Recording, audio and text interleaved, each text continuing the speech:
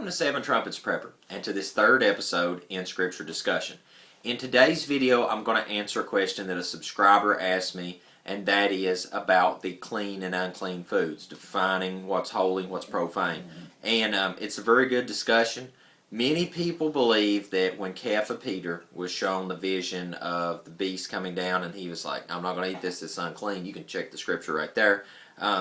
Anyway, in the context of it, he was being sent to the Gentiles to share with them the message of salvation, and that they were not unclean. And I'm so grateful because I am a Gentile, joining myself to the house of Israel through faith in Messiah. So what we're going to look at today is I'm going to go over Leviticus, and I'm also going to cover from Deuteronomy as well. And now for those people that live a life of lawlessness, I don't mean to offend you, but if you feel that the scripture, as far as the law is done away with, that it's the ordinances is nailed to the cross, to the stake, and that the Torah is as well, there's no way I can get through to you with this. But if you believe that Matthew chapter 5 verse 17, when Messiah says, think not I've come to destroy the law, but to fulfill it, that anybody teaches to break the least of the commands, they'll be considered least in the kingdom. If you're one of those people that adhere to loving the Master and loving Messiah and keeping the commandments, then not only that, but as far as your health being better, you're definitely going to want to pay attention to this video. Now, I didn't know how to put the comments in, where the people's comment on the YouTube, until just here recent. So after this video, whenever you all ask a question anymore, I can put your question in with the video right here, and you can everyone can see that from now on, and we can go over all this together.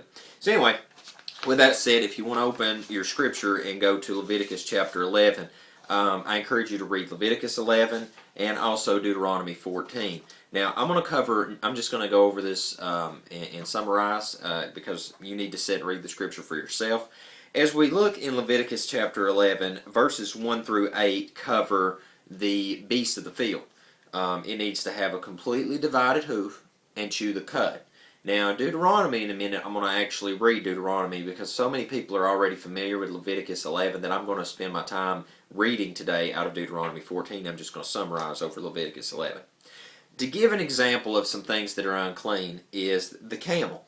It has no split hoof. It might chew the cud, but it doesn't have a split hoof, so it's unclean. Another one is the pig. It does not chew the cud, even though it has a split hoof completely. What I would give you an example of that is most people love to eat pork. Now, there is a problem with that spiritually because it's an abomination. But there's also a physical aspect to it. The Master is not evil toward us. He has these things set in place for a reason. Pigs get a buildup of filth in their body. This is a process that where things can enter into them. They can't sweat this out. And long story short, worms become into their body, become built up.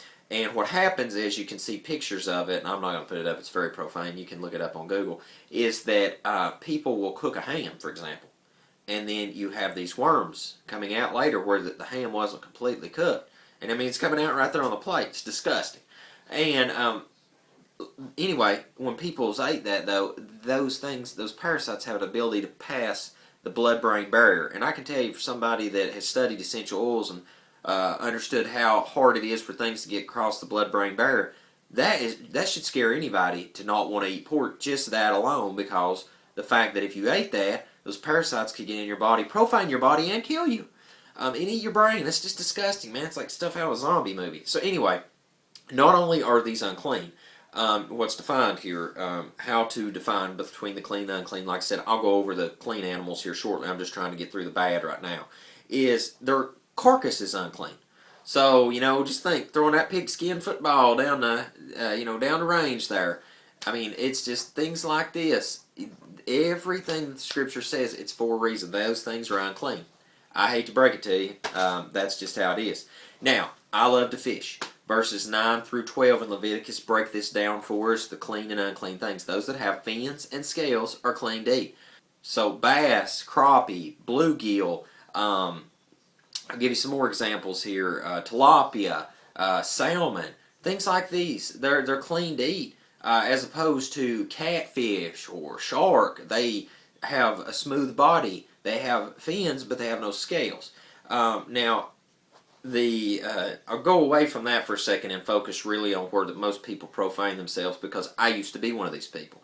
I hated pork. I never cared for pork, but where I broke the Torah was with shrimp. I loved to eat shrimp. I could have ate a mountain of shrimp. Matter of fact, used to I'd go out and eat, and I could leave you a mountain of hulls of shrimp that I used to eat. Now, the thing that most people don't take to mind, and I never did either, and especially nowadays after Fukushima and so many other things that should really hit home, is that the lobster and shrimp and crab and things like that, they are the bottom feeders of the ocean. They are the cleanup crew. And it's just like eating a shrimp could be equated to eating a cockroach. They actually, to the best of my knowledge in the scientific community, they are in the same classification. That they really are in the same kind of classification. And when you're eating a shrimp, you're really in turn eating poop. You're eating filth. You're eating the garbage that they clean up from the bottom of the ocean. That is their job, is to clean up the filth. And therefore process and keep the planet clean. And so what we're doing is we're actually eating, at the very end of the food chain, we're actually eating all the filth. So like if we're at the top of the food chain, visualize this for a second. You have all these other animals under it. They all make waste. They all eat other stuff. And as far as the ocean life goes, then all this waste goes to the bottom. Well, just like the pig in the beast kingdom, here you have this shrimp. So you've got all this waste trickling down to the bottom, and then you at the very top of the food chain eat that. You get my point? That's really disgusting. And after I got to understanding that and seeing all the filth and waste and things, even there's that little black streak in the back of the shrimp, I was like, wow, this is disgusting. Not only is it a breaking of the scripture, but I don't want to touch this anymore now that I actually have a full understanding of how filthy it is.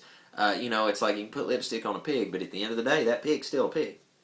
Okay, moving on. Now, verses 13 through 19 cover how to define what is clean and unclean with birds. Now, unlike a chicken and things of that nature to eat, that actually produce a product, or for meat, actually good for our body, we have the opposite of that, what the scripture here defines as the eagle and the vulture and the hawk and the raven. I mean, obviously, nobody wants to eat a buzzard.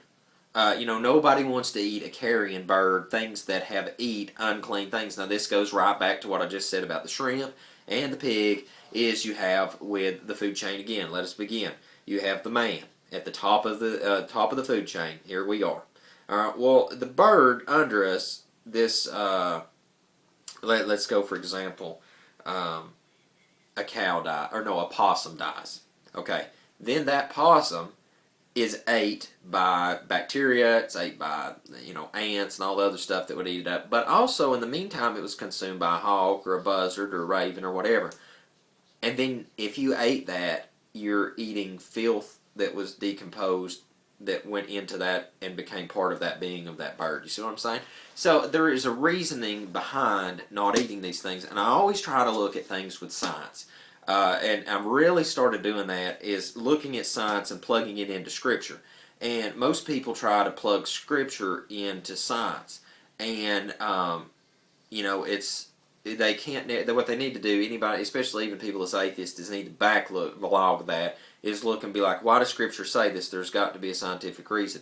And then take that scientific reason and look and plug it into the Scripture, not take the Scripture and try to fit it in your scientific perspective. Because if you don't do that, if you do like that, you're not going. For example, with the flood, just real quick, I know I'm getting off the beaten path here, but this is to give you an example with the food deal. Is with the flood, people think that millions of years went by, and that's why we have all these bones stacked up. Instead, if you looked at the Great Flood, it gives a perfect example of why so many things all of a sudden are just covered over, okay? And a lot of stuff's just clumped together. It makes perfect sense. But when you try to take the Bible and just plug it into your already preconceived notion in science, then you're going to be off the beaten path. But if you look at Scripture, what it says is right and wrong, and then you look at science and see what the scientific layout has showed you so far from your scientific studies, and then plug that back in the Bible, you can't go wrong. So anyway, now we go on over the verses 20 and 23, go over the things that creep upon the earth. Now, it is very important to take away from this that it breaks down in the Scripture there about the reptilian things through the verses there, and read on through the rest of the chapter, that one of the ones that stick out to me the most is the mouse. It goes on to explain here in the Scripture, and I'll read it. I actually want to read some of this. I said I wouldn't read out of 11, but I do want to read some of this. that it says, and whatever any of them in its dead state falls upon becomes unclean, whether it is any wooden object or garment or skin or sack, any object which work is done and is put in water, and it shall be unclean until evening, that it shall be clean. Any earthen vessel into which any of them falls, whatever is in it becomes unclean, and you break it.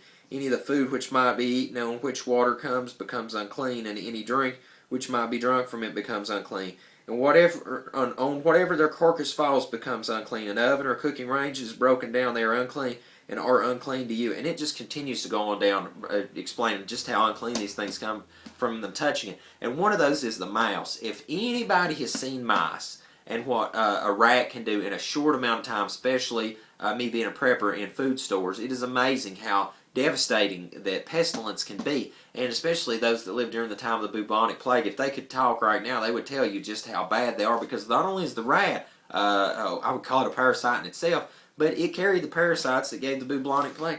And the scripture here, it's not giving us all these laws to be dictating our life and be oppressive. It's to keep us healthy, to keep us clean and safe. All right. So let us go over to Deuteronomy now, chapter 14, and I'm actually going to read out of 14, and we can go over this together. You are the children of Yahweh your Elohim. Do not cut yourselves nor shave the front of your head for the dead, for you are kadosh people to Yahweh your Elohim, and Yahweh has chosen you to be a people for himself, a treasured possession above all the peoples who are on the face of the earth. Now here begins the food. Do not eat whatever is abominable. We just covered that from Leviticus 11. These are the living creatures which you do eat. So here, if you have an issue of trying to figure out what might be good to eat, it's stupid proof. These are the living creatures which you do eat. Ox, never ate that, but I'm sure that'd probably be pretty good. Sheep and goat. Sheep is really good. Deer and gazelle. Ate deer, it's great. And roebuck and wild goat and mountain goat and antelope. Antelope's really good. It's dry. And mountain sheep and every beast that has a split hoof divided into two, chewing the cud among the beasts you do eat. So there you go. It's completely stupid proof. Alright, moving on. But those chewing the cud, or those having a split hoof completely divided, you do not eat such as these. So if you are in doubt, it further breaks this down. The camel and the hare, the camel and the hare and the rabbit, for they chew the cud, but do not have a split hoof. They are unclean for you. Okay? And the pig is unclean for you because it has a split hoof, but does not chew the cud. You do not eat their flesh or touch their dead carcasses. Now, I always say 2 witnesses confirms the matter. That's 2 times in Scripture that you have been told, don't eat the pig. So for all you people that say you love Messiah with one side of your mouth and eat pig another, you are a liar. Okay? These you do eat of all that are in the waters. All that have fins and scales you do eat. I just covered that from Leviticus 11 as well. And whatever does not have fins and scales you do not eat, and it is unclean for you. Any clean bird you do eat, but these you do not eat. Here we go again, a double layer on this. The eagle and the vulture and the black vulture and the red kite and the falcon and the buzzard after their kinds. And every raven after its kind, and the ostrich and the nighthawk and the seagull and the hawk after their kinds. The little owl and the great owl and the white owl and the pelican and the carrion vulture and the fisher owl and the stork and the heron after its kind and the hoopie and the bat. Now, I don't eat duck. That's one thing I would like to point out is there is the Torah keeping community, Messianic people, anybody who's trying to keep Scripture. There's a lot of division there on whether to eat duck or don't. I don't. I'm not going to condemn somebody for eating duck. I'm not. I cannot find a clear division whether to eat it or not. If anybody wants to comment in the video description below further clarification to me, I would love to know that. I'll even share that information in the video description as well. But I can't find it. So I don't want to say yay or nay. That's the only thing when it comes to eating food. I don't know. So you know what I do? I just don't eat it. There you go. Anyway, moving on. And every creeping creature that flies is unclean for you. They are not eaten. Any clean bird you do eat. Do not eat whatever dies of itself. Give it to the stranger who is within your gates to eat it, or sell it to a foreigner. For you are a kadosh people to Yahweh your Elohim. Do not cook a young goat in its mother's milk. You should, and there you go. One note I didn't make, I'm back there, and I'm sorry, is I believe I did not say about the flying insects in 20 and 23. I believe I said the creeping creatures, and I'm sorry about that. The creep on all fours, that's the ones that creep on all fours, is in 20 and 23, and The locust, the grasshopper, things like that, though, Scripture does define out that those may be eaten. I really don't like bugs. So those that want to eat bugs, I guess that's, you can, you're covered under that. But that is, in a nutshell, what the Scripture says about eating clean and unclean foods. Never do you see the Scripture saying that you can break these food laws and they're not to be put away. What I would encourage everyone to do, now this is my personal encouragement, is I've been working at this for a while, is to put away meat, period, and go to a vegetarian lifestyle. In the very beginning of creation, in Genesis, we see that Master Yahweh made the world and it was good. Nothing died. Nothing killed each other from what we can find gleaned from Scripture. The first animal to die that I can see from Scripture was to be made skins upon Adam and Hawa, so that, most people say Eve, but Hawa, so that they could go forward out of the garden and not have their nakedness shown anymore. That is the first I can find of an animal dying in Scripture. We find that the seed-bearing trees, the things that grow in the field, all these things, it was a vegetarian diet for animal and man. In the New Kingdom, it says there will be no more death. So, if you are a meatitarian lifestyle kind of person right now, it would probably be wise to begin the transition, if not completely convert now, so that it's not so hard in the New Kingdom, because I'm going to be honest with you, I think that's going to be a hard transition for a lot of people because they've gotten so ingrained with that lifestyle of meat. Our bodies was never designed to eat meat. I really don't believe that. I believe after the flood that was only allowed because of the situation that had merited it. But it was never to be the case. And just some thoughts on that. That is my thoughts and opinions, and this has been another great Scripture discussion. I hope it's been a help to you. If you have any questions, please feel free to ask. We'll try our best to answer them. And guys, I've really enjoyed the questions that you have sent in so far. And until we see you on the next Scripture discussion, I hope you have a most blessed day in Yahushua's name.